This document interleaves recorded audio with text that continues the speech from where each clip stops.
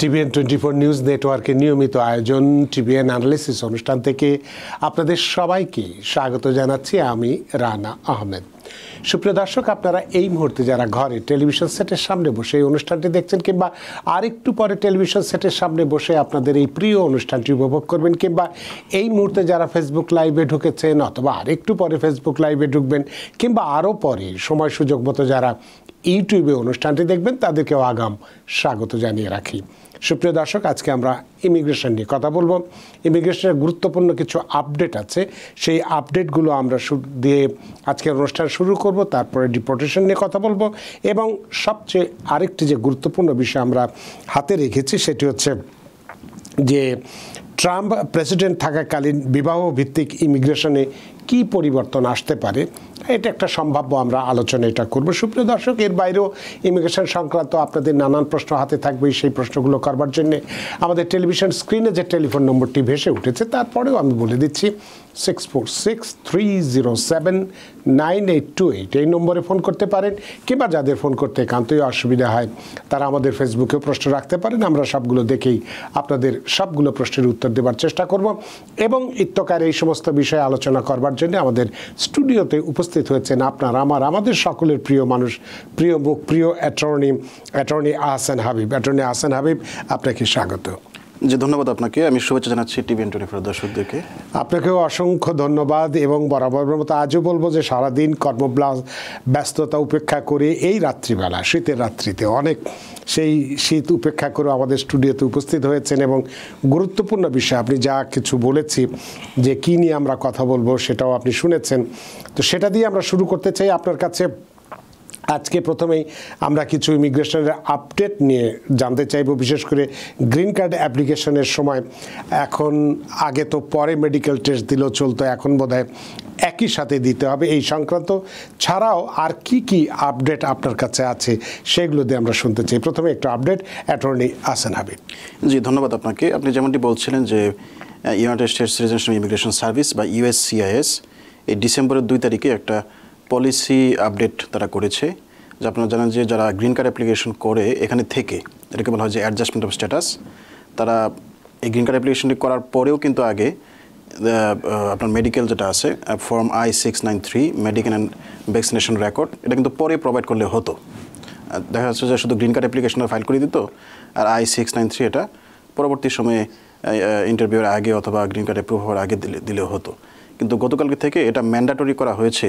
গতকাল থেকেই হয়েছে? জি জি, গতকাল থেকে এটা কার্যকর, যে কেউ যদি এখানে থেকে অ্যাডজাস্টমেন্ট অফ স্ট্যাটাস বা গ্রিন কার্ড অ্যাপ্লিকেশন করুক, এটা যে ক্যাটাগরি হোক না কেন, এটা ম্যারেজ ভিত্তিতে হতে পারে, এটা ফ্যামিলি ভিত্তিতে হতে পারে, এটা এমপ্লয়মেন্ট ভিত্তিতে হতে পারে, যে ক্যাটাগরি হোক না কেন, গ্রিন কার্ড অ্যাপ্লিকেশনের সাথে অবশ্যই যে ফর্ম I-693 আছে বা মেডিকেল যে ফর্মটি বা মেডিকেল এক্সামিনেশনটি, মেডিকেল ভ্যাকসিনেশন এক্সামিনেশনটি, এটা ম্যান্ডেটরি, এটা ফর্মের সাথে জমা দিতে হবে। আদারওয়াইজ এই অ্যাপ্লিকেশন রিজেক্ট হয়ে যাবে। আপনি জানেন যে একটা অ্যাপ্লিকেশন রিভিউ করতে প্রায় 1 থেকে 2 মাস সময় লাগে ইউএসসিআইএস এর, তখন আপনি কিন্তু 2 মাস সময় আপনার নষ্ট হয়ে যাবে। জি জি, সুতরাং এটা আমি টিভিএন 24 এর মাধ্যমে দর্শকদেরকে বলছি, যারা নতুন করে গ্রিন কার্ড অ্যাপ্লিকেশন করবেন বা অ্যাডজাস্টমেন্ট অফ স্ট্যাটাস অ্যাপ্লিকেশন করবেন, সেটা ম্যারেজ বেসড হোক, ফ্যামিলি বেসড হোক অথবা এমপ্লয়মেন্ট ক্যাটাগরিতে হোক, আপনাকে অবশ্যই আপনার যে মেডিকেল অ্যান্ড ভ্যাকসিনেশন রেকর্ড যেটা ডাক্তারের কাছ থেকে করতে হয়, এটা কিন্তু সাথে সাথে জমা দিতে হবে।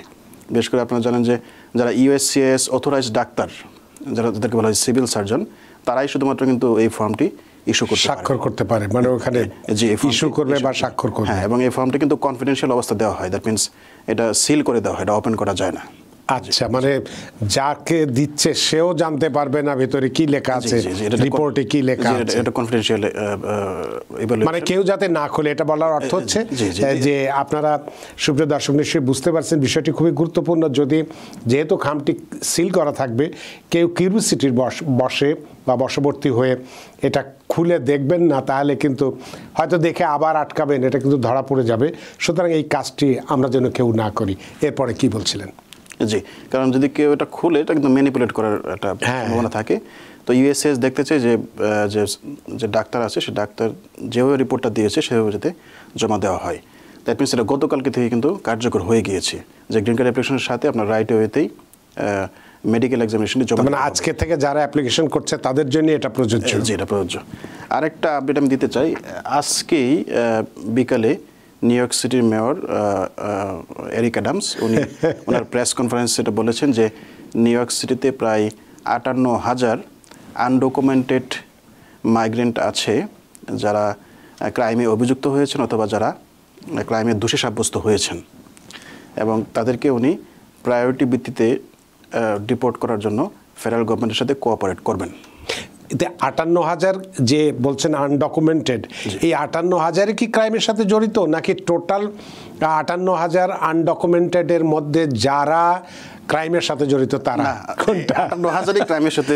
আচ্ছা, তার মানে আনডকুমেন্টেড আরো আছে। জি জি, তার মানে কি পরিমাণ আনডকুমেন্টেড ইমিগ্রেন্ট আছে, এবং 58,000-এর মধ্যে তারা অলরেডি ক্রাইমে অভিযুক্ত অথবা তারা অলরেডি দোষী সাব্যস্ত। তো এদেরকে প্রায়োরিটি ভিত্তিতে ডিপোর্ট করা হবে, এটা উনি একটা প্রেস কনফারেন্সে বলেছেন। এবং উনি এটাও বলেছেন যে ভবিষ্যতে যারা মাইগ্রেন্ট বা আনডকুমেন্টেড যারা, বিশেষ করে যাদের গ্রিন কার্ড নেই, তাদেরকে যে কোনো ধরনের ক্রাইম করলে তারা যদি অ্যারেস্ট হয়, তারা উনি ফেডারেল গভর্নমেন্টের সাথে কোঅপারেট করে তাদেরকে ডিপোর্টেশনের ব্যাপারে নিউ ইয়র্ক সিটির পুলিশ ডিপার্টমেন্ট বা নিউ ইয়র্ক সিটির যে ল এনফোর্সমেন্ট আছে তারা কোঅপারেট করবে। তো এটা নিয়ে অনেক সমালোচনা হচ্ছে, বিশেষ করে new York city immigrant rights advocate যারা আছে তারা এটা সমালোচনা করছেন, কারণ কোনো ব্যক্তি কিন্তু অ্যারেস্ট হলেই কিন্তু দোষী সাব্যস্ত হয় না, বিচার না হওয়া পর্যন্ত, যেটাকে বলা হয় যে বিয়ন্ড রিজনেবল ডাউট। যে কোনো অভিযুক্তকে অবশ্যই ডিউ প্রসেস রাইটস অনুযায়ী তাকে সন্দেহভাবে প্রমাণিত হতে হবে যে সে আসলে দোষী সাব্যস্ত। কিন্তু উনি এটা ক্লিয়ারলি বলেছেন যে কেউ অ্যারেস্ট হলেই, এটা যে কোনো ক্রাইম হতে পারে, এটা কিন্তু ক্লিয়ারলি উনি বলেন নাই যেটা কি কোনো ফেলোনি নাকি যে কোনো ক্রাইম। তো এটা কিন্তু একটা অ্যালার্মিং, কারণ আমাদের কমিউনিটিতে, বাঙালি কমিউনিটি অনেক সময় দেখা যাচ্ছে কোনো ট্রাফিকের কারণে বা অনেক সময় হয়তো বা সাবওয়েতে ঠিকমতো পে করে না, এই কারণে অ্যারেস্ট হয়, অনেক সময় হয়তো বা লিটারিংয়ের কারণে অ্যারেস্ট হয়, অনেক সময় দেখা যাচ্ছে ডোমেস্টিক ভায়োলেন্সের কারণে অ্যারেস্ট হয়, বা সামান্য বন্ধুবান্ধবের মধ্যে উত্তেজনা, এখানে কিন্তু অনেকে কিন্তু অ্যারেস্ট হয়। তো এটা কিন্তু একটা অ্যালার্মিং একটা ব্যাপার। তার মানে কারো হয়তো বা অ্যাসাইলাম কেস চলতেছে, এখন সে যে কোনো কারণে সে অ্যারেস্ট হলো, তাকে কিন্তু প্রায়োরিটি ভিত্তিতে ডিপোর্টেশনের জন্য ফেডারেল গভর্নমেন্টের সাথে নিউ ইয়র্ক সিটির যে অ্যাডমিনিস্ট্রেশন আছে তারা সহায়তা করবে। তো এটা কিন্তু খুব একটা ব্যাড নিউজ, এবং আমি TVN24-এর মাধ্যমে আমাদের কমিউনিটির যারা, বিশেষ করে যারা আনডকুমেন্টেড আছেন, যাদের অ্যাসাইলাম কেস পেন্ডিং, মানে যাদের গ্রিন কার্ড নেই এই মুহূর্তে, তারা কিন্তু সবাই এই রিস্কটার মধ্যে আছেন যে অ্যারেস্ট হলেই ডিপোর্টেশনের প্রায়োরিটি ক্যাটাগরিতে। তো তার মানে আপনার এই কথা শুনে যেটা মনে হলো যে আজকে মেয়র যে কথাটি বললেন, এবং আমরা আমাদের এই প্রেসিডেন্ট ইলেক্ট ডোনাল্ড ট্রাম্প নির্বাচনের আগে থেকেই যেভাবে কঠোর হুঁশিয়ারি দিয়ে আসছিলেন, অবৈধ বা আনডকুমেন্টেড যে সমস্ত লোকজন আছে, অপরাধের সাথে যারা জড়িত, তাদেরকে উনি ডিপোর্ট করে দেবেন। এবং এখন দেখা যাচ্ছে আমাদের এই ডেমোক্রেটিক অধ্যুষিত এই বা ব্লু স্টেট হিসেবে খ্যাত নিউ ইয়র্কের গভর্নরও দেখা যাচ্ছে প্রেসিডেন্ট ট্রাম্পের এক ধাপ উপরে যে কথা বলছেন যে কোনো রকম কেস থাকলে সেটা প্রমাণ হোক চাই নাই হোক, এটা তো অমানবিক বিষয় আমার, যেটা আমাদের কাছে মনে হয়। এতে আজকে নিউ ইয়র্ক সিটির সবচেয়ে বড় immigrant rights advocate new York city immigration council, তারা কিন্তু অলরেডি প্রতিবাদ করেছেন যে নিউ ইয়র্ক সিটির একজন মেয়রের কাছ থেকে এ ধরনের অসাংবিধানিক বা আনকনস্টিটিউশনাল কথা কিন্তু আমরা আশা করিনি। হ্যাঁ, অনেকে বলছেন যে নিজেই তো ক্রাইমে অভিযুক্ত। এটাই আপনার বলতে যে হয়তো তিনি সেখান থেকে বাঁচার জন্য, ডোনাল্ড ট্রাম্পের কোপানল থেকে বাঁচার জন্য হয়তো তিনি এই ধরনের কথা বললেন। এটা আমরা জানি না, বাট এটা কিন্তু খুব অ্যালার্মিং একটা ব্যাপার, কারণ নিউ ইয়র্ক সিটিকে বলা হয় যে সিটি অফ ইমিগ্রেন্টস। হ্যাঁ, এখানে ইমিগ্রেন্টস আর ওয়েলকাম। আমাদের স্ট্যাচু অফ লিবার্টি এখানে অবস্থিত। এই স্ট্যাচু অফ লিবার্টি তো মানে ইমিগ্রেশনের যে প্রতীক, যে দেশে ইমিগ্রেন্টদেরকে আমরা ওয়েলকাম করি, তো এটা কিন্তু খুবই অ্যালার্মিং একটা ব্যাপার। এবং নিউ ইয়র্ক সিটির এই পদাঙ্ক অনুসরণ করে যদি অন্যান্য সিটিতে, ছোটো ছোটো সিটি যেগুলো আছে, তাহলে কিন্তু ডোমেস্টিক ব্যালেন্সে কোনো কেউ অ্যারেস্ট হলো, তার সে কিন্তু অ্যাসাইলাম কেস পেন্ডিং থাকা অবস্থা থেকে হয়তো ডিপোর্ট করে দিতে পারে। সো এটা কিন্তু খুবই অ্যালার্মিং একটা ব্যাপার আর কি। জি, তো এটা কিন্তু খুবই গুরুত্বপূর্ণ একটি আপডেট, সুপ্রিয় দর্শক নিশ্চয়ই বুঝতে পেরেছেন। সুতরাং আমরা জানি না যদিও এই 58,000-এর মধ্যে আমাদের বাংলাদেশি কমিউনিটির কতজন আছেন বা আদৌ আছেন কিনা আমরা জানি না, তবে যারাই যদি কেউ না কেউ যদি আমরা থেকে থাকি, তাদের জন্য খুবই অ্যালার্মিং বিষয়টি, সতর্কতামূলক। সুতরাং যত তাড়াতাড়ি সম্ভব এক্ষেত্রে তাদের রেমেডি কি আছে, একটু আপনি আইন বিশেষজ্ঞ হিসেবে বলতে পারেন যে এই মুহূর্তে অন্তত জানুয়ারির আগেই, বিশেষ করে যাদের অ্যাসাইলাম কেস পেন্ডিং আছে বা অন্য কোনো ক্যাটাগরিতে গ্রিন কার্ড অ্যাপ্লিকেশন পেন্ডিং আছে, এটা ম্যারেজ ব্যাক হোক বা যে কোনো ক্যাটাগরিতে হোক, তাদের যারা এখনো গ্রিন কার্ড হয়নি, তাদেরকে বলা হয় যে আনডকুমেন্টেড, তাদের কিন্তু অলওয়েজ খেয়াল রাখতে হবে যে কোনো কারণে যাতে তারা অ্যারেস্ট না হন। আচ্ছা, ফর এক্সাম্পল তারা ড্রাইভ করেন, তাদের খুব কেয়ারফুলি ড্রাইভ করতে হবে, বা তারা যদি ডোমেস্টিক ভায়োলেন্স হওয়ার সম্ভাবনা থাকে এগুলো খুব তাদেরকে কেয়ারফুলি খুব মাথায় রাখতে হবে যে আমার একটা অ্যাসাইলাম কেস আছে, আমি কিন্তু এখানে undocumented, if I get arrested I will be in the priority category to be deported. তাদের কিন্তু মাথায় রাখতে হবে জিনিসটা। সুতরাং এটা মানে খুবই এখানে থ্রেশহোল্ডটা কিন্তু খুবই লো, যে for any reason you get arrested, you are undocumented immigrant, you are on a priority list to be deported.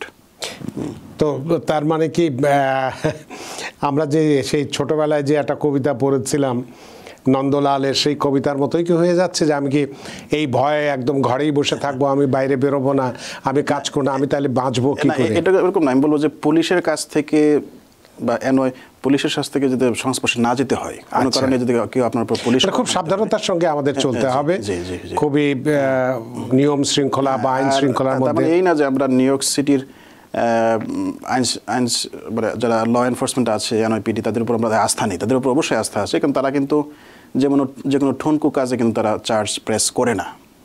তা যাদের বিরুদ্ধে চার্জ ফাইল করা হবে তাদেরকে কিন্তু এই ক্যাটাগরিতে ফেরানো হয়েছে, এটা কিন্তু যে কেউ না। হ্যাঁ, অনেক সময় অ্যারেস্ট হলে কিন্তু থানা থেকে ছেড়ে দিয়ে দেয়, প্রিজন থেকে ছেড়ে দিয়ে দেয়, তারা কিন্তু চার্জ ফাইল করে না। আর যাদের বিরুদ্ধে চার্জ অ্যাকচুয়ালি ফাইল হয় তারাই কিন্তু এই ক্যাটাগরিতে পড়বেন।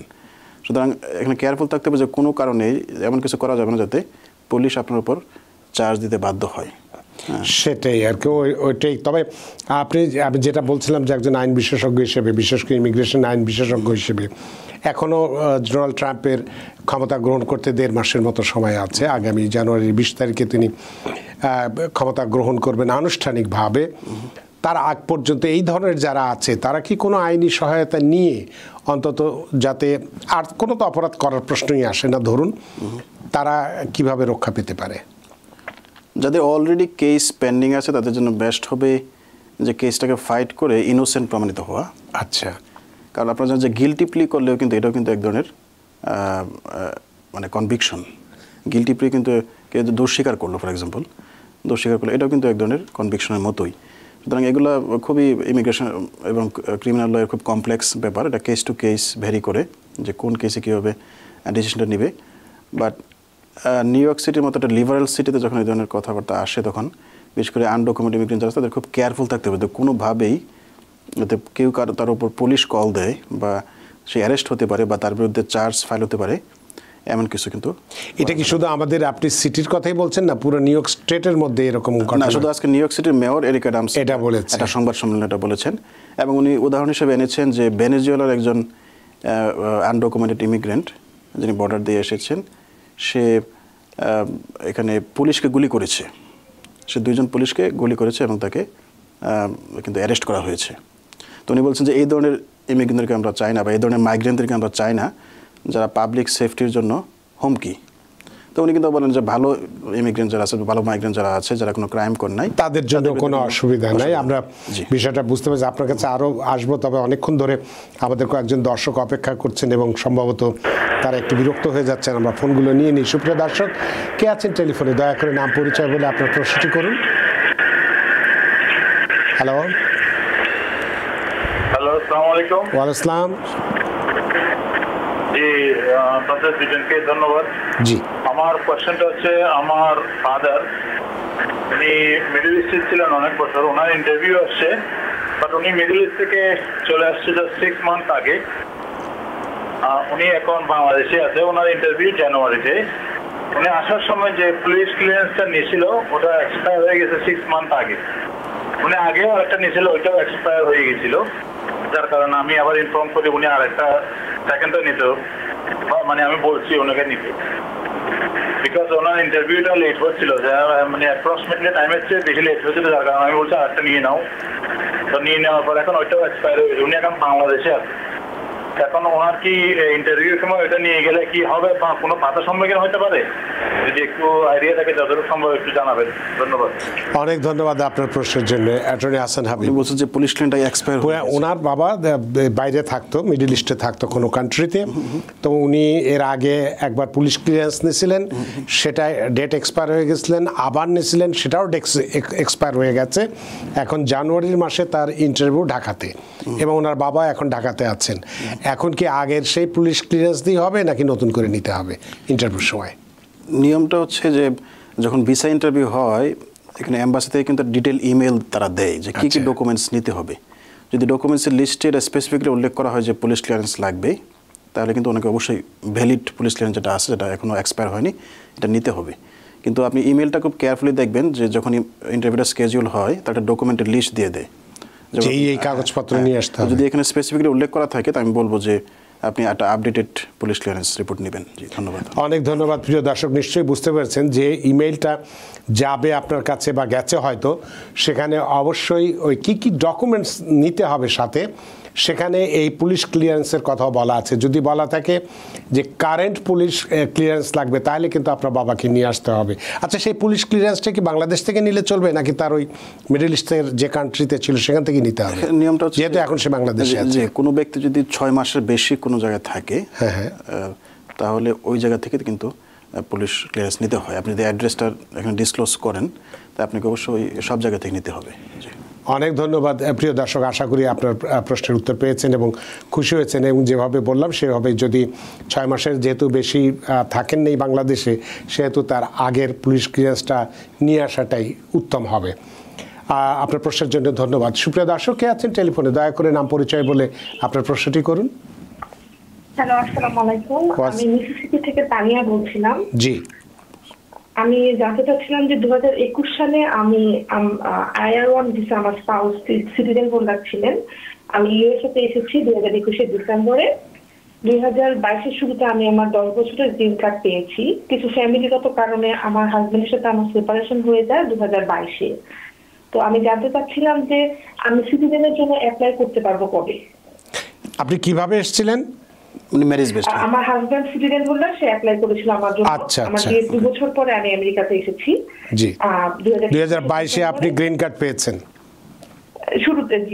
শুরুতেই পেয়েছি। তো 2022 শেষে আর কি আমার হাজবেন্ডের সাথে আমার সেপারেশন হয়ে যায়। এটা কি সেপারেশন নাকি ডিভোর্স? ডিভোর্স না সেপারেশন? আমি ডিভোর্স ফাইল করেছিলাম। আচ্ছা আচ্ছা। ডিভোর্সটা কি ফাইনালাইজ হয়ে গিয়েছে? জি, বাংলাদেশ থেকে আমি করেছিলাম, করে এখানে আমি সবকিছু বাংলাদেশ থেকে পেপারস করে নিয়ে আসছিলাম। জি ধন্যবাদ। তো এখানে নিয়মটা হচ্ছে ম্যারেজ বেসড গ্রিন কার্ড যারা পায় তারা 2 বছর 9 মাস পরে সিটিজেনশিপের জন্য অ্যাপ্লাই করতে পারেন। তো ওনার এই গ্রিন কার্ডেই লেখা আছে যে permanent resident since this date. তো এই যেদিন থেকে লেখা আছে permanent resident since this date, এই ডেট থেকে উনি হিসাব করবেন 2 বছর 9 মাস, এরপরে উনি সিটিজেনশিপ অ্যাপ্লাই করতে পারবেন। তার মানে উনি পেয়েছেন 2022-এ পেয়েছেন সেপ্টেম্বরে। হ্যাঁ, তবে এখন কোয়েশ্চন হচ্ছে যেহেতু ওনার ডিভোর্স হয়ে গেছে, ওনার কিন্তু 4 বছর 9 মাস ওয়েট করতে হবে আনফরচুনেটলি। কারণ এখন কন্ডিশন হচ্ছে যে যদি ম্যারেজটা কন্টিনিউ করে সেক্ষেত্রে 2 বছর 9 মাস। আর যেহেতু ডিভোর্স হয়ে গেছে ওই ডেট থেকে ওনার কাট অফ ডেটটা শুরু হয়ে যাবে, মানে 5 বছরের মতো। সুতরাং উনি যেদিন থেকে গ্রিন কার্ড পেয়েছে আনফরচুনেটলি ওই দিন থেকে ওনাকে 4 বছর 9 মাস ওয়েট করতে হবে। সুপ্রিয় দর্শক, তানিয়া নিশ্চয়ই বুঝতে পারছেন আপনি 2022-এ পেয়েছেন। এখন যেহেতু আপনার হাজব্যান্ডের সাথে সম্পর্ক নেই, ডিভোর্স হয়ে গেছে, সুতরাং আপনাকে 2027 সালের হিসাব করুন যে 4 বছর 9 মাস যেদিন হবে সেদিন আপনি সিটিজেনশিপের জন্য আবেদন করতে পারবেন। আপনার প্রশ্নের জন্য ধন্যবাদ। সুপ্রিয় দর্শক, কে আছেন টেলিফোনে? দয়া করে নাম পরিচয় বলে আপনার প্রশ্নটি করুন। জি, হ্যালো, আসসালামু আলাইকুম। ওয়াসলাম। জি, আমি নিউ ইয়র্ক থেকে রাকিব বলছিলাম। জি, আমি 2 সপ্তাহ একটু 15 দিন হয়েছে যে আমি নিউ ইয়র্কে আসছি আমার আব্বু আম্মুর সাথে ইমিগ্রেন্ট ভিসায়। জি। তো এর মধ্যে আমার আব্বু আম্মু সোশ্যাল সিকিউরিটি কার্ড চলে আসছে। জি। তা আমার টা আসে নাই আর কি। জি। আমি সোশ্যাল সিকিউরিটি অফিসে যাওয়ার পরে ওরা আমার পাসপোর্ট দেখে বলছে যে ইমিগ্রেশন থেকে একটা নাম্বার দেওয়া থাকে ইয়াতে ভিসাতে, ওই নাম্বারটা আমার ভিসাতে আসে নাই। তো এখন এটা কেন হলো, এটা হচ্ছে আমার কোশ্চেন। আর এটার পরবর্তী কি পদক্ষেপ, রেমেডি কি আছে আপনার এই সমস্যা উত্তরণ করে সোশ্যাল সিকিউরিটি পাওয়া যেতে পারে, এটাই তো প্রশ্ন। হ্যাঁ, এটা কেন, এটা কি নরমাল কোনো জিনিস নাকি এটা আমার কোনো স্পেশাল কোনো কারণে এটা আমাকে আটকায় রাখছে বা আমার কোনো প্রবলেম হবে কিনা ওটা কি জানতে চাচ্ছি। আপনার ভিসার কপিটা কি আপনি সোশ্যাল সিকিউরিটি অফিসে দেখিয়েছিলেন? জি জি। ওকে, তো অনেক ধন্যবাদ। জি ধন্যবাদ। তো এটা একটা ইউনিক প্রবলেম। জেনারেলি তারা ভিসাতে এটা ইন্ডিকেট করে যে সেই ইমিগ্রেন্ট ভিসা হোল্ডার, বাট ওনার ভিসা আনফরচুনেটলি নোটেশনটা হয়তো তারা আনফরচুনেটলি তারা দেয়নি। সেক্ষেত্রে আমি বলবো যে আপনি ইউএস এম্বাসি বাংলাদেশকে একটা ইমেল করেন যে আমি এই সমস্যাটা ফেস করছি, তোমরা আমার ভিসা স্ট্যাম্পে এই স্পেশাল নাম্বারটা বা এই নোটেশনটি দেওনি। দাওনি। তো এক্ষেত্রে হয়তো তারা আপনাকে ইমেল করে হয়তো ওই কোনো একটা ডকুমেন্ট বা কোনো একটা কনফার্মেশন দিবে যে আপনাকে লিগালি এখানে ইমিগ্রেন্ট হিসেবে অ্যাডমিট করা হয়েছে এবং আপনার ভিসাটি সম্পূর্ণ ভ্যালিডভাবে ইস্যু করা হয়েছে। আপনি আরেকটা কাজ করতে পারেন যে আপনার আব্বা আম্মার যে ভিসাটি আছে, যেহেতু আপনি ডেরাইভেটিভ, ওগুলো নিয়ে যেতে পারেন যে আমি তাদের ডেরাইভেটিভ এবং আপনার বার্থ সার্টিফিকেট নিয়ে, সেক্ষেত্রে হয়তো বা কাজ হতে পারে। তো আপনি ইমিডিয়েটলি আপনার ইউএস এম্বাসি বাংলাদেশটা ইমেল করেন, ভিসা সাপোর্ট যে ইমেলটি আছে সেখানে ইমেল করেন। জি, ধন্যবাদ। অনেক ধন্যবাদ জনাব রাকিব আপনার প্রশ্নের জন্য। আশা করি প্রশ্ন উত্তর পেয়েছেন। আপনি ইমিডিয়েটলি ঢাকা এম্বাসিতে মেইল করেন আপনার এই সমস্যাটি নিয়ে, তারা নিশ্চয়ই সমাধান করে দেবে। আপনার প্রশ্নের জন্য আবারও ধন্যবাদ। সুপ্রিয় দর্শক, কে আছেন টেলিফোনে? দয়া করে নাম পরিচয় বলে আপনার প্রশ্নটি করুন। হ্যালো, জি, আসসালামু আলাইকুম। ওয়ালাইকুম আসসালাম। জি, আমি আসমা বাফেলো থেকে বলছি। জি। আমি আমার হাজবেন্ডের জন্য অ্যাপ্লাই করছি 2020 সালের অগাস্টের 30 তারিখ।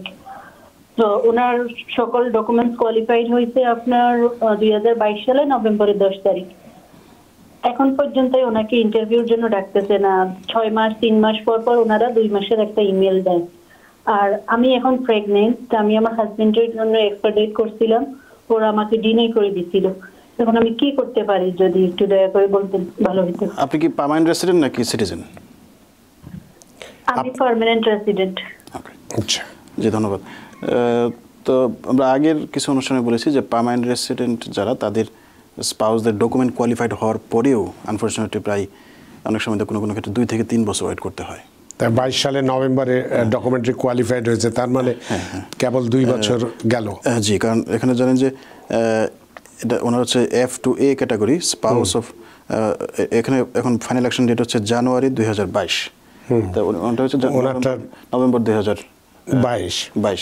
সুতরাং আমার মনে হয় ওনাকে আরও কমপক্ষে কয়েক মাস একটু ওয়েট করতে আপনাকে, হ্যাঁ, বা আসমা আপনার বোধহয় আর অনেক কষ্ট করেছেন, খুব বেশি হলে হয়তো 1 বছর, খুব বেশি হলে বা তার আগেও হয়ে যেতে পারে। আরেকটা কাজ করতে পারেন, সেটা হচ্ছে যে আপনার যে লোকাল কংগ্রেসম্যান আছে, সে লোকাল কংগ্রেসম্যানের অফিসে আপনি যোগাযোগ করতে পারেন। যোগাযোগ করে তাদের মাধ্যমে ইউএস এম্বাসিকে একটু রিকোয়েস্ট করতে পারেন এক্সপারেট করার জন্য। কারণ যেহেতু ওটা তো বললো যে রিগ্রেট করেছে, না উনি তো নিজে নিজে করেছেন, বাট উনি যদি কংগ্রেসম্যানের মাধ্যমে করে, কংগ্রেসম্যানের মাধ্যমে যদি করে, আপনার যে কংগ্রেসম্যান যেহেতু প্রেগনেন্ট উনি, হ্যাঁ, উনি যেহেতু প্রেগনেন্ট, এটা ওনার একটা হিউম্যানিটেরিয়ান কন্ডিশন আছে, মেডিকেল কন্ডিশন আছে, এটা হয়তো তারা আমল নিতে পারে। অনেক ধন্যবাদ আসমা। আশা করি আপনার প্রশ্নের উত্তর পেয়েছেন এবং খুশি হয়েছেন। যেভাবে পরামর্শ দেওয়া হলো, আশা করি সেভাবে কাজ করলে সমস্যার সমাধান হয়ে যাবে। সুপ্রিয় দর্শক, কে আছেন টেলিফোনে? দয়া করে নাম পরিচয় বলে আপনার প্রশ্নটি করুন। আসসালামু আলাইকুম, আমার নাম হচ্ছে সিফাত, আমি লং আইল্যান্ডে থাকি। আমি 2008-এ টেক্সাস বর্ডার দিয়ে আসছিলাম আমেরিকাতে। তো আমি কোনো অ্যাসাইলাম কেস ছিল না, তো আমি ইউএস সিটিজেনকে বিয়ে করি। করার পর আমার I-130 অ্যাপ্রুভ হয়। তো তারপর আমি 601 ওয়েভার অ্যাপ্লাই করি না, আমি বসেছিলাম। তো বাইডেন যেই ইয়েটা দিয়েছিল I-130F যেটা, সেটাতে অ্যাপ্লাই করি। অ্যাপ্লাই করার পর সেটা তো শুনলাম এটা এখন নাকি আর প্রসেসিং হচ্ছে না। তো এখন আমি আবার 601 ওয়েভারটা অ্যাপ্লাই করতে যাচ্ছি। তো 601 ওয়েভার যদি আমি অ্যাপ্লাই করি, তাহলে কি আমাকে আবার ওই I-131F যেটা অ্যাপ্লাই করলাম আর কি বাইডেনের, ওইটার কেস কি উঠাইতে হবে বা কিছু করতে হবে, নাকি ওইভাবে পড়ে থাকলে সমস্যা নাই, আমি 601 ওয়েভার অ্যাপ্লাই করে দেন বাংলাদেশে যে ভিসা নিয়ে আসতে হবে আমাকে, বা এখানে অ্যাডজাস্ট করার কোনো রাস্তা আছে না? অনেক ধন্যবাদ আপনার প্রশ্নের জন্য, অ্যাটর্নি হাসান হাবিব। জি, ধন্যবাদ আপনার প্রশ্নের জন্য। প্রথমত হচ্ছে যে ওনার এন্ট্রিটা লিগাল না। উনি যেহেতু টেক্সাস বর্ডার দিয়ে এসেছেন, ওনার এটাকে বলা হয় যে আনলফুল এন্ট্রি বা আনলফুল প্রেজেন্স। তো এই আনলফুল প্রেজেন্স জন্য ওনার একটা ওয়েবার করতে হবে, এটা I-61A ওয়েবার। আর ওনার আরেকটা কোয়েশ্চেন ছিল যে I-131F পেন্ডিং আছে এই মুহূর্তে। তা আপনারা জানেন যে ফেডারেল সার্কিট কোর্ট যেটা আছে, ফেডারেল ডিস্ট্রিক্ট কোর্ট টেক্সাসে, তারা এটাকে অলরেডি ইলিগাল ঘোষণা করেছে, কিন্তু এটা কিন্তু এখনও পেন্ডিং আছে। দ্যাট মিনস এখন একটা সার্কিট কোর্টে পেন্ডিং আছে এবং এই মুহূর্তে তারা I-131F অ্যাডজুডিকেট করছে না। তো I-131F কিন্তু সম্পূর্ণ আলাদা একটা পিটিশন বা সম্পূর্ণ আলাদা একটা অ্যাপ্লিকেশন, এটার সাথে এই ম্যারেজ কেসে কোনো সম্পর্ক নেই। সুতরাং আমার মনে হয় না যে আপনার I-131F উইথড্র করতে হবে। হ্যাঁ, এটা উইথড্র করার কোনো দরকার নেই। আর আপনার I-61A ওয়েবার যেটা আছে ফর আনলফুল প্রেজেন্স, এটা আপনি পার্সো করতে পারেন আপনার স্পাউসের হার্ডশিপের এটার মাধ্যমে, এবং আপনি I-61A ওয়েবার অ্যাপ্রুভ হলে আপনি দেশ থেকে আবার ইমিগ্রেন্ট ভিসা নিয়ে আবার এখানে আসতে পারবেন। জি, ধন্যবাদ। অনেক ধন্যবাদ প্রিয় দর্শক। একটু ফেসবুক থেকে প্রশ্ন নেব, যারা টেলিফোনে আছেন একটু দয়া করে অপেক্ষা করুন। জাহিন ইসবাত চৌধুরী তিনি বলছেন আমেরিকা আসার 90 দিন হয়ে যাচ্ছে কিন্তু এখনও গ্রিন কার্ড আসেনি, অনলাইন চেক করলে দেখায় ফিস রিসিভ হয়েছে কিন্তু এখনও পাইনি, কি করতে হবে দয়া করে জানাবেন এ ব্যাপারে আপনার। জি, ধন্যবাদ আপনার প্রশ্নের জন্য। জেনারেলি যে ইমিগ্রেন্ট ফিটা পে করলেই, আপনার জন্য যেটা ফি আছে এটা ফিটা পে করলেই তারা উইদিন 90 ডেজের মধ্যে কিন্তু গ্রিন কার্ডটা দিয়ে দেয়। যেহেতু এক্ষেত্রে এখনও আসেনি, আমি বলবো যে উনি ইউএসসিএসে কল দিয়ে একটা আপডেট জানার চেষ্টা করবে, অথবা উনি চাইলে 26 ফেব্রুয়ারি যদি উনি নিউ ইয়র্কে থাকে লোকাল ইউএসএস ফিল্ড অফিসে অ্যাপয়েন্টমেন্ট নিয়ে গিয়ে উনি ওনার সাথে কথা বলতে পারবে যে আমার এটার মানে আপডেটটা কি। ধন্যবাদ। অনেক ধন্যবাদ জাহিন ইসবাত। বিপ্লব শিকদার তিনি একটু বলছেন একজন ব্যক্তি নিউ ইয়র্কে অ্যাজাইলাম কেস ক্লেম করে, সে অন্য স্টেটে যদি কাজ করে তার ওয়ার্ক পারমিটও আছে, সেক্ষেত্রে তার কি ডিপোর্ট হওয়ার রিস্ক আছে? শুধুমাত্র এই কারণে এটা কি অপরাধের পর্যায়ে পড়ে কিনা জানাবেন প্লিজ। হ্যাঁ, এটা আসলেও আমি বলবো না যে এরকম অপরাধ, কারণ অপরাধ হচ্ছে তখনই যখন এটা কোনো ক্রিমিনাল ল যখন সেটাকে প্রহিবিট করবে। তবে যেহেতু এখন এটা খুব সেন্সিটিভ সময়, আপনারা জানেন যে এখন জেনারেলি বিশেষ করে আনডকুমেন্টেড যারা আছে, বিশেষ করে অ্যাসাইলাম সিকার, তাদের প্রতি একটা নেগেটিভ মনোভাব এই অ্যাডমিনিস্ট্রেশনে আছে। তো যে কোনো ধরনের ল্যাপসেসে কিন্তু এটা নেগেটিভ একটা ফ্যাক্টর। এটা পরবর্তী সময় ওনার অ্যাসাইলাম যখন ফাইনাল হিয়ারিং হবে, যদি সামহাও গভর্নমেন্ট এটা জেনে যায়, ওনাকে বলতে পারে যে উনি ফ্রড করেছে বা মিসরিপ্রেজেন্টেশন করেছে বা ইচ্ছাকৃতভাবে মিথ্যা কথা বলেছে, এটা কিন্তু তারা অবশ্যই তাকে তার বিরুদ্ধে এই অভিযোগটা আনতে পারবে। তাই আমি বলবো যে সেক্ষেত্রে আপনার উচিত হবে আপনি যেখানে মুভ করেছেন সেখানে অ্যাড্রেসটা চেঞ্জ করে ফেলা। নিয়মটা হচ্ছে যে 5 দিনের মধ্যে ইমিগ্রেশন কোর্টে একটা ফর্ম আছে, চেঞ্জ অফ অ্যাড্রেস ফর্ম, এই ফর্মটা জমা দিয়ে তাদেরকে আপডেট করতে হয়, কারণ এটা এক ধরনের প্রতারণাই বলা যায়। প্রতারণাই বলা যায়। অনেক অনেক ধন্যবাদ জনাব বিপ্লব শিকদার আপনার প্রশ্নের জন্য। আমরা একটু টেলিফোনে যেতে চাই। সুপ্রিয় দর্শক কে আছেন টেলিফোনে, দয়া করে নাম পরিচয় বলে আপনার প্রশ্নটি করুন। হ্যালো, আসসালামু আলাইকুম। আসসালাম। আমি অ্যাসালামের ব্যাপারে কোশ্চেন করতে চাচ্ছিলাম। আমার হাজবেন্ড B1 B2 ভিসাতে আমেরিকাতে এসেছে, আসার 6 মাস পরে অ্যাসালামের জন্য অ্যাপ্লাই করে। তো তখন আমরা নিউ ইয়র্কে ছিলাম। তো তারপরে আমি টেনেসিতে মুভ করি। তো ও রিসেন্টলি আমি প্রেগনেন্ট, তাই ও নিউ ইয়র্ক থেকে এখানে মুভ করেছে। এখানে টেনেসিতে আমার বিজনেস আছে, তো আমাকে লুক আফটার এবং বিজনেস দেখার জন্য আর কি ওর এখানে আপাতত থাকতে হচ্ছে আর কি। তো এতে ওর কি কোনো অ্যাসাইলামের বা লিগ্যাল কোনো ইস্যুতে প্রবলেম হবে কিনা এটা জানতে চাই। হ্যাঁ, কি প্রশ্নের উত্তর বোধহয় আমরা একটু আগে দিলাম। অনেকটা এরকমই। এখানে নিয়মটা হচ্ছে যে এটাকে বলে যে রেসিডেন্ট স্টেট কোনটা, কারণ যেহেতু এটা একটা মানে ইউনিটারি স্টেট না, এখানে অনেকগুলো স্টেট মিলে একটা ইউনাইটেড স্টেটস, তো মানুষ কিন্তু এক স্টেট থেকে এক স্টেটে মুভ করতেই পারে। এখানে লিগাল টেস্টটা হচ্ছে যে তার কোন স্টেটের সাথে তার কানেকশনটা সবচেয়ে বেশি। যেমন অনেকে হয়তো বা নিউ ইয়র্কের রেসিডেন্ট, উনি ফ্লোরিডা থেকে কাজ করেন, হয়তো বা এভরি উইক ফ্লাই করেন, আবার ফ্যামিলির সাথে দেখা করার জন্য নিউ ইয়র্কে আসেন।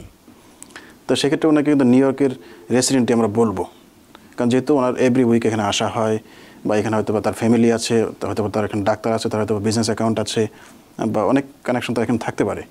তো এগুলো টোটালিটি অফ সার্কামস্টান্সের ভিত্তিতে তার রেসিডেন্সটা নির্ধারণ করা হয়। তবে কোনো ব্যক্তি যদি লং টাইম সেখানে থাকে এবং থেকে কাজ করে, তাহলে হয়তো বা হোমল্যান্ড সিকিউরিটি বলবে যে সে তার অ্যাড্রেস চেঞ্জ করেছে এবং এটা তার রিপোর্ট করা উচিত ছিল। হ্যাঁ, এবং অ্যাড্রেসটা কিন্তু রিপোর্টটা এটা কিন্তু তারা খুব সিরিয়াসলি দেখে। এবং এটাও তো সেটাই, সে নিউ ইয়র্ক থেকে টেনেসিতে গেছে। জি, তো আমি বলবো সেক্ষেত্রে আপনি যে লোকাল যে অ্যাসাইলাম অফিস আছে, টেনেসি যে অ্যাসাইলাম অফিস আছে, সেখানে একটা ইমেল করে বা সেখানে একটা লেটার পাঠিয়ে এবং একটা চেঞ্জ অফ অ্যাড্রেস ফর্ম আছে AR11, এই ফর্মটা ফিল আউট করে আপনি অ্যাড্রেসটা চেঞ্জ করে ফেলেন, কোনো অসুবিধা হওয়ার কথা না। অনেক ধন্যবাদ প্রিয় দর্শক আপনার প্রশ্নের জন্য। সুপ্রিয় দর্শক কে আছেন টেলিফোনে, দয়া করে নাম পরিচয় বলে আপনার প্রশ্নটি করুন। জি, আসসালামু আলাইকুম। আমি ফাহিম বলছিলাম টেক্সাস থেকে। আমার দুটো কোয়েশ্চেন ছিল ইমিগ্রেশন রিলেটেড।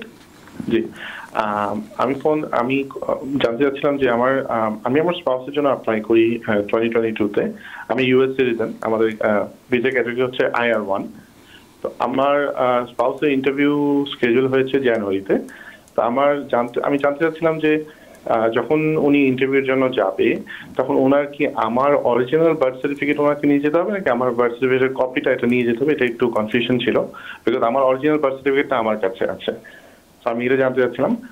সেকেন্ড কোয়েশ্চেনটা হচ্ছে যে জুন মাসে এই বছর 2024 জুনে আমি আমার স্পাউসের জন্য যখন এক্সপায়ার রিকোয়েস্ট করি, because she was pregnant that time, এরপরে সাডেনলি ওরা এক্সপায়ারটাকে এটাকে ওরা ডিনাই করে, তারা এক্সপায়ার রিকোয়েস্টটাকে অ্যাকসেপ্ট করে না, ডিনাই করে, কিউ বলে যে অনেক কিউ আছে, দ্যাটস ওয়াই ডিনাই করে দিল। কিন্তু আফটার ফিউ উইকস আমার ওয়াইফের মিসক্যারেজ হয়। সো উনি কি ওনার এইসব ডকুমেন্টস কি নিয়ে যেতে হবে কিনা ইন্টারভিউর সময় জানুয়ারিতে, আমি এটা জানতে চাচ্ছি, এইসব মানে ইনফরমেশন কি নিয়ে যেতে হবে কিনা। অনেক ধন্যবাদ আপনার প্রশ্নের জন্য অ্যাটর্নি হাসান হাবিব। জি ধন্যবাদ প্রশ্নের জন্য। এগেইন আমি এরকম একটা প্রশ্ন অ্যান্সার দিয়েছি এরকম যে ইমেলটা থাকে তাদের জেনারেলি ইন্টারভিউ স্কেজুল হলেই ঢাকা এম্বাসি থেকে একটা ডিটেল ইমেল পাঠায়, অনেকগুলো ইনস্ট্রাকশন থাকে এবং ডকুমেন্ট লিস্ট থাকে। তো জেনারেলি অরিজিনাল ডকুমেন্ট কিন্তু তারা চায় না। জেনারেলি ইউএস এম্বাসির যে ওয়েবসাইট এখানে বলা হচ্ছে যে কপি হলেই চলবে, বাট কিছু কিছু ডকুমেন্ট তারা স্পেসিফিক্যালি অরিজিনাল চায়। যেমন যদি কারো কোনো ডিভোর্স সার্টিফিকেট হয় এটা কিন্তু অরিজিনাল চায়, বা ম্যারেজ সার্টিফিকেট সেটা তারা অরিজিনাল চায়।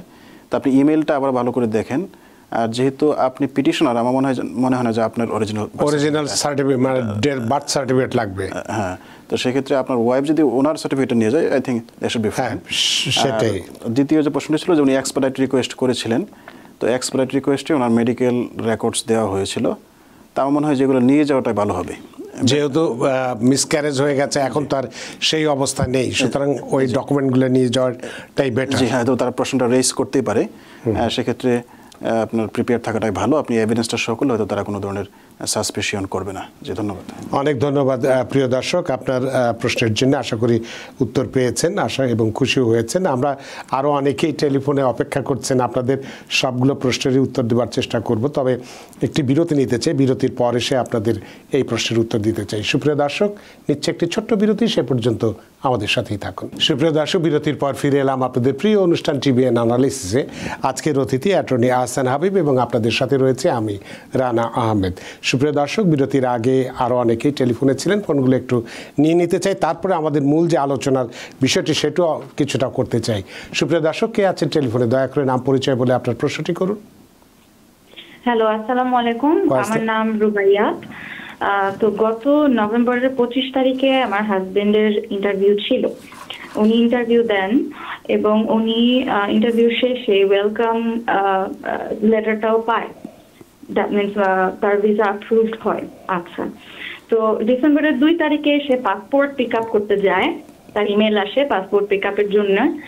ভিএসএতে সে পাসপোর্ট পিক আপ করে ঠিকই, পাসপোর্ট শুধু খালি দেয়া হয়, তার পাসপোর্টে কোনো ভিসা দেয়া হয় না। অ্যান্ড এর কোনো সুনির্দিষ্ট কারণও তারা আমাদেরকে জানায় নাই। শুধু পাসপোর্টের সাথে একটা সাদা পেপার দেওয়া হয়েছিল, সেখানে শুধু লেখা ছিল যে একটা আইটেম, একটা ডকুমেন্ট উইচ ইজ পাসপোর্ট ফেরত দেওয়া হলো, দ্যাটস ইট। এরপরে আমাদেরকে দেওয়া হয় সাপোর্ট বাংলাদেশের একটা ইমেল অ্যাড্রেস, তাদের ফোন নাম্বার, তাদের সাথে যোগাযোগ করার জন্য। তো আমরা সেখানে ফোনও দেই। ফোন দেওয়ার পরে ওনারা শুধু পাসপোর্ট আইডি, আমার নাম, আমার হাজবেন্ডের নাম এসব জিজ্ঞেস করে। এরপরে তাদেরকে আমরা যতই কোয়েশ্চেন করি না কেন, সেই কোয়েশ্চেনের কোনো সুনির্দিষ্ট অ্যান্সার তারা করে না। উল্টো বলে যে ওখানে সাপোর্ট বাংলাদেশে আপনারা করেন, ইমেল করেন। আমরা ইমেলও করি, ইমেলেও সেই একই অবস্থা। ওরা হচ্ছে ইন্টারভিউর পাসপোর্ট যেদিন পিক আপ করে সেদিন যেই ছোট পেপারটা দেওয়া হয় সেই পেপারের ছবি চায়, এইটুকুই। এরপরে আর তারা আমাদেরকে কোনো আপডেটও দেয় না। কেন তার ভিসাতে, কেন তার পাসপোর্টে ভিসাটা লাগানো হলো না, এটার কোনো রিজন ওরা আমাদেরকে এখনো দেয় না। অনেক ধন্যবাদ আপনার প্রশ্নের জন্য অ্যাটর্নি হাসান। এই সমস্যার কি সমাধান আছে? জি ধন্যবাদ আপনার প্রশ্নের জন্য। তো এটা মোস্ট লাইকলি একটা অ্যাডমিনিস্ট্রেটিভ প্রসেসিং নামের জিনিস আছে, এটা নট আনইউজুয়াল, এটা প্রায়ই হয়। অনেক সময় দেখা যাচ্ছে যে পাসপোর্ট নিয়েও তারা অনেক সময় হোল্ড করে রাখে অথবা পাসপোর্ট ফেরত দিয়ে দেয়, কিছু ডকুমেন্টস তারা চায়। তো এটাকে বলা হয় যে অ্যাডমিনিস্ট্রেটিভ প্রসেসিং, কিন্তু ওনার ভিসা কিন্তু অ্যাপ্রুভ হয়ে গিয়েছে। তা আপনারা জানেন যে অ্যাডমিশন বা লিগাল যে অ্যাডমিশন যেটাকে বলা হয় লয়ের ভাষায়, আপনি যতক্ষণ পর্যন্ত যুক্তরাষ্ট্রের মাটিতে আপনাকে অ্যাডমিশন না করা হবে, যতক্ষণ আপনি এয়ারপোর্ট থেকে বের না হবেন, ততক্ষণ কিন্তু তাদের ডিসক্রিপশন আছে যে কোনো ব্যক্তির ভিসা বাতিল করার, এটা ইমিগ্রেন্ট ভিসা হোক অথবা নন ইমিগ্রেন্ট ভিসা হোক। সুতরাং এখানে কোনো ইমিগ্রেন্টের আনফর্চুনেটলি কোনো রাইট কিন্তু নেই, এটা একটা প্রিভিলেজ। তো মোস্ট লাইকলি ওনাকে একটা অ্যাডমিনিস্ট্রেটিভ প্রসেসিংয়ের মধ্যে ফেলানো হয়েছে। অ্যাডমিনিস্ট্রেটিভ প্রসেসিং মানে হচ্ছে যে সেকশন 212G আছে ইমিগ্রেশন ন্যাশনালিটি অ্যাক্টের আন্ডারে, এটা তারা কিছু কিছু গ্রাউন্ড আছে, যেমন ন্যাশনাল সিকিউরিটি, পাবলিক সেফটি, এরকম কিছু অ্যাম্বিগুয়াস কিছু টার্ম তাদের আছে। এগুলো ভিসা অফিসারের বা কনসুলেটের কিছু ডিসক্রিপশন, হয়তো তার ব্যাকগ্রাউন্ড চেক করছে বা এরকম কিছু একটা। তাই আমি বলবো যদি আপনার কেসটা একটু কমপ্লেক্স হয়ে গেছে, আপনি অ্যাটর্নির মাধ্যমে অ্যাটর্নির GT8 দিয়ে আপনি একটা ইমেল পাঠান, কারণ যখন অ্যাটর্নিরা তার লিগাল গ্রাউন্ড থেকে প্রশ্ন করে তখন তারা একটু বেশি অ্যালার্ট থাকে, তাহলে মনে হয় জিনিসটা ত্বরান্বিত হবে। এরপর যদি কাজ না হয় আপনি আপনার লোকাল কংগ্রেসম্যানের অফিস থেকে একটা ইমেল পাঠাতে পারেন, এটাতে হয়তো কাজ হতে পারে। এরপরেও যদি না হয় সেক্ষেত্রে আপনি ম্যান্ডামাস নামে একটা লসুট আছে, যে আমার ভিসা অ্যাপ্রুভ করার পরেও কেন কোনো একটা অদৃশ্য কারণে বা কোনো একটা অস্পষ্ট কারণে কিন্তু আমাকে এটা ডিনাই করা হয়েছে। ম্যান্ডামাস ফাইল করলে তারা উইদিন 60 days তারা একটা ইয়েস অথবা অন্য একটা কিছু বলবে। তবে রিসেন্টলি সুপ্রিম কোর্টে একটা রায় এসেছে, US সুপ্রিম কোর্টের রায়, যে কোনো ভিসা অফিসার বা যে কোনো কনসুলেট কোনো কারণ দর্শানো ছাড়াই কিন্তু ভিসা ডিনাই করতে পারে। তো এটা মানে ইমিগ্রেশন একটা নেগেটিভ একটা দিক, যেটা সম্পূর্ণ ডিসক্রিপশনের একটা ব্যাপার, আনফর্চুনেটলি কিছু করার নেই। তো এই কেসটা ছিল ল্যাটিন আমেরিকার একটা দেশে, যে কারো হাতে যে বেনিফিশিয়ারি তার হাতে একটা ট্যাটু ছিল, হ্যাঁ, যে ট্যাটুর সাথে ন্যাশনাল সিকিউরিটির কী সম্পর্ক এটা কিন্তু খুবই অস্পষ্ট। তো এটা সুপ্রিম কোর্ট পর্যন্ত যায় এবং সুপ্রিম কোর্ট সেটা বলে যে যেহেতু এটা ডিসক্রিপশন, সম্পূর্ণ ডিসক্রিপশনারি, সুতরাং কোনো এম্বাসি এটা ডিসক্লোজ করতে বাধ্য না, এটা ন্যাশনাল সিকিউরিটি বা যে কোনো কারণে। তার মানে আপনি যে পরামর্শগুলো দিলেন সেটাই তার পক্ষে। আপনি একটা ইমেল করেন এই জন্য অ্যাটর্নির মাধ্যমে, এরপর যদি কাজ না হয় আপনি কংগ্রেসম্যান বা সিনেটরের সাথে যোগাযোগ করেন, তারপরে না হলে ম্যান্ডামাস করেন, লিটিগেশন করতে পারেন। অনেক ধন্যবাদ প্রিয় দর্শক আপনার প্রশ্নের জন্য। সুপ্রিয় দর্শক, কে আছেন টেলিফোনে, দয়া করে নাম পরিচয় বলে আপনার প্রশ্নটি করুন। হ্যালো, আসসালামু আলাইকুম। আমি জর্জিয়া থেকে ডালিয়া বলতেছি। জি, আমার ইমিগ্রেশন নিয়ে দুইটা প্রশ্ন ছিল। জি বলুন। আমি গ্রিন কার্ড হোল্ডার ছিলাম। আমি আমার হাজবেন্ডের জন্য অ্যাপ্লাই করেছিলাম 2022 সালে এপ্রিল মাসে। ডকুমেন্টারি কোয়ালিফিকেশন হয়েছে জানুয়ারি মাসে 2024 সালে। এখনো আমরা ইন্টারভিউ কোনো ডেট পাই নাই। এখন আমার প্রশ্ন হলো, আমি যদি কোনো একটা অ্যাটর্নি নেই বা অ্যাটর্নি দ্বারা যদি কোনো কিছু করি, এটা কি ইন্টারভিউ ডেট আগে আসতে পারে? এটা একটা প্রশ্ন। আর এখন আমি সিটিজেনশিপ নিয়েছি, এখন কি করতে পারে? এটা কি আমি সাবমিট করব নাকি কি করতে পারি? মানে আগে যখন অ্যাপ্লাই করছিলেন তখন গ্রিন কার্ড ছিলেন, এখন সিটিজেন হয়েছেন, এই তো? হ্যাঁ। অনেক ধন্যবাদ আপনার প্রশ্নের জন্য ডালিয়া। অ্যাটর্নি হাসান হাবিব। জি, ধন্যবাদ আপনার প্রশ্নের জন্য। তো ওনার যে ক্যাটাগরিটা সেটা এখন যাদের প্রায়োরিটি ডেট জানুয়ারি 2022, তারা কিন্তু তাদেরকে এখন ভিসা দেওয়া হচ্ছে। আর 2024, তো মনে হয় যে ওনাকে আর ওয়েট করতে হবে, আর একটু ডকুমেন্ট কোয়ালিফাইড হওয়ার পরেও কিন্তু ভিসা অ্যাভেলেবল হয় না। তো আপনাকে অ্যাপারেন্টলি আমার মনে হয় যে আরও উনি একজন অ্যাটর্নি ধরে যদি কোনো কিছু করতে চায় তাও মনে হয় না যে কাজ হবে, কারণ ভিসা যদি অ্যাভেলেবল না হয় তাহলে কিন্তু তারা ইস্যু করবে না। জি, অনেক ধন্যবাদ ডালিয়া। আসলে আপনার তো ডকুমেন্টারি কোয়ালিফাই করেছেন 24-এ, এই মাত্র কিছুদিন গেছে, অন্তত আরও 1-2 বছর অপেক্ষা করতে হবে। নর্মালি তার আগে হয়ে গেলে হয়ে যেতে পারে, বাকিগুলাই করে কোনো লাভ হবে না। আপনার প্রশ্নের জন্য ধন্যবাদ। আমাদের হাতে সময় নেই, তার লাস্ট শুধুমাত্র একটু 2 মিনিট সময় চেয়ে নেব। ট্রাম্প প্রেসিডেন্ট থাকাকালীন বিবাহ ভিত্তিক ইমিগ্রেশনে কি পরিবর্তন আসতে বলে মনে করেন? খুবই সিগনিফিক্যান্ট একটা মানে প্রশ্ন, যেটা আসলে অ্যাড্রেস করা উচিত। আপনারা জানেন যে বিশেষ করে আমাদের বাংলাদেশি কমিউনিটিতে প্রচুর ম্যারেজ বেসড কেস ফাইল করা হয়। হ্যাঁ, এটা কিন্তু প্রচুর করা হয় এটা। তো প্রচুর ইনকোয়ারি আমাদের কাছে আসে। তো গতবার যে ট্রাম্প অ্যাডমিনিস্ট্রেশনের যে এক্সপিরিয়েন্স, এই এক্সপিরিয়েন্স থেকে বলবো যে ম্যারেজ কেসগুলো অনেক ডিফিকাল্ট হয়ে যাবে এখন। তারা প্রত্যেকটা কেসে ইন্টারভিউ নেবে এবং ইন্টারভিউ তারা সন্তুষ্ট না হয় তখন তারা সেকেন্ড টাইম ইন্টারভিউ নয়, এটাকে বলা হয় যে স্টোকস ইন্টারভিউ। স্টোকস ইন্টারভিউয়ে হাজব্যান্ড ওয়াইফকে আলাদা করে কিন্তু তারা প্রশ্ন করে এবং খুবই ব্যক্তিগত এবং ইন্টিমেট জিনিস নিয়ে কিন্তু তারা প্রশ্ন করে। সুতরাং যদি হাজব্যান্ডের সঙ্গে একজন ভালো না জানেন তাহলে কিন্তু এসব ক্ষেত্রে ডিনাই হয়ে যাওয়ার সম্ভাবনা আছে। এবং গতবার এমনও হয়েছে যে I-130 ইন্টারভিউ ডিনাই হওয়ার পরে আইস তাদেরকে রাইট ওয়েতে অ্যারেস্ট করে ফেলেছে। হয়তো বা অনেকে এখানে স্টুডেন্ট ভিসা বা ট্রাভেল ভিসায় বা অন্য কোনো ভিসায় সেখানে বিয়ে করার পরে সে ওভার স্টে করে, যদি I-130 পিটিশন ডিনাই হয় অনেক ক্ষেত্রে তাদেরকে রাইট ওয়েতে সেখানে আইস তাদেরকে অ্যারেস্ট করে কিন্তু ডিটেনশনে নিয়ে যায়। এই জন্য আমি বলবো যারা ম্যারেজ বেসড কেস ফাইল করতে চান, সেটা সিম্পল ম্যারেজ বেসড হোক অথবা ভাবা হোক বা যে কোনো কিছু হোক, আপনাদের খুব কেয়ারফুল থাকতে হবে। দুইজন সম্পর্কে খুব ভালোভাবে জানা থাকতে হবে, তারপর ইন্টারভিউতে যেতে হবে। নাহলে ইন্টারভিউ কিন্তু আপনাদের খুব ডিফিকাল্ট সিচুয়েশন ফেস করতে হবে। তো এই ওয়ার্নিংটা আমি আগে দিয়ে রাখলাম। জি, অনেক ধন্যবাদ জনাব আহসান হাবিব। আপনি বারবারই বলি যে অনেক ব্যস্ততা উপেক্ষা করে আমাদের স্টুডিওতে উপস্থিত হয়েছেন এবং বেশ গুরুত্বপূর্ণ অনেকগুলো প্রশ্নের উত্তর দিয়েছেন এবং আজকে আপডেটও দিয়েছেন এবং লাস্ট যে বিবাহ ভিত্তিতে ইমিগ্রেশনে পরিবর্তন আসতে পারে, কারণ আপনি বলেছেন গত টার্মেই ট্রাম্প অনেক যাচাই বাছাই করেছে, খুব কঠিনভাবে এবার আরও কঠিন হতে যাচ্ছে, যেটি আপনি বললেন। সত্যি আপনার এই আলোচনার মধ্যে দিয়ে আমরা ঋদ্ধ এবং প্রাণিত। আপনাকে ধন্যবাদ, দর্শকদেরকে শুভরাত্রি।